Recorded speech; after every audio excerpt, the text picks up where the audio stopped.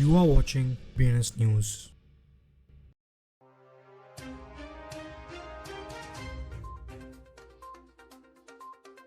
आज की headlines. Binance ने 2 मिलियन से अधिक बीएनबी टोकन्स बर्न किए। जापान सीबीडीसी पर डिस्कशन करने के लिए 21 अप्रैल को एक्सपर्ट मीटिंग हेल्ड करने का प्लान बना रहे। इथेरियम ओपन इंटरेस्ट 1 साल की हाई लेवल पर पहुंच गया क्योंकि विड्रॉल एक्टिव हो गई। एलॉन मस्क ने एपीटी ट्वीट के बाद मिनट्स के अंदर एप्टॉस टोकन स्काई रॉकेट हो गया। टीयूएसडी के नेटिव टोकन के रूप में बीएनबी चेन के साथ इंटीग्रेशंस की घोषणा की। गिरफ्तारी की अफवाहों के बाद जस्टिन सन ने अपने फंड को वापस ले लिया। नाइजीरियन क्रिप्टो पेमेंट स्टार्टअप बन सेल्स के लिए आईपी प्रोवाइड करता है। कॉन्फ्लेक्स चाइना की पब्लिक ब्लॉकचेन में यूनिस्वैप V3 और कर्व लाएगा।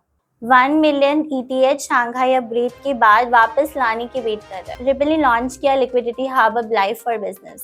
बाइनेंस ऑटो इन्वेस्ट पर पेमेंट ऑप्शंस के रूप में फिएट करेंसी को जोड़ता है। पॉलीगन Z के EVM पर लॉन्च करने का यूनिस्वैप प्रपोजल पास होने के लिए तैयार है। बाइनेंस ने अपने 23rd क्वार्टर बर्न में लगभग 20,20,132.25 BNB को डिस्ट्रॉय कर दिया, जिससे $674 मिलियन का कॉइन सर्कुलेशन से बाहर हो गया क्योंकि यह $333 पर ट्रेड कर रहा था, जो कि अब तक लगभग आधा है। BOJ financial services agency group की मीटिंग में सुपरवाइजर्स के रूप में उपस्थित रहेंगे। Academics, economist, lawyers and consumers advocates including 9 experts को मंथली बेसिस पर मिलने और वर्ष के एंड तक एक रिपोर्ट देने के लिए डिटरमाइन किया गया था। इथेरियम ने इस वीक स्टेकिंग विड्रॉल को एक्टिव किया, जो कि फॉरवर्ड कॉन्ट्रैक्ट्स के लिए ओपन इंटरेस्ट में तेजी साथ मेल खाता है। अब अप्रैल 2022 के बाद अपने हाईएस्ट पॉइंट पर है।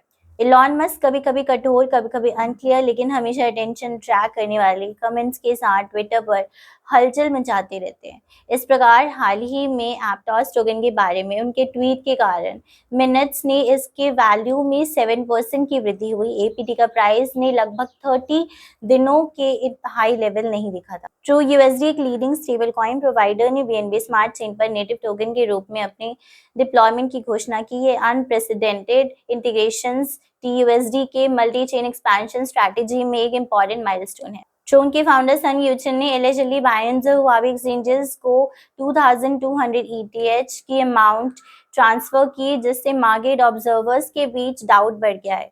यह स्टेप्स हांगकांग में सन की गिरफ्तारी की अफवाह के बाद आया है। फाउंडर एंड CEO इमैनुअल जोको द्वारा ट्विटर पर रिलीज स्टेटमेंट के अनुसार कंपनी द्वारा फंडिंग राउंड में फंड रेजिंग में अनेबल होने के बाद स्टार्टअप को क्लोज करने के डिसीजंस रिक्वायर्ड था। CoinFLEX China is the only regulatory compliant blockchain ने CNH स्टेबलकॉइन के साथ अपने नेटवर्क पर यूनिस्वैप V3 को डिप्लॉय करने और अपने मेननेट टोकन CFX के साथ कर्व वॉर्स में शामिल होने का प्रस्ताव दिया है, जिसे ECFX के रूप में जाना जाता है।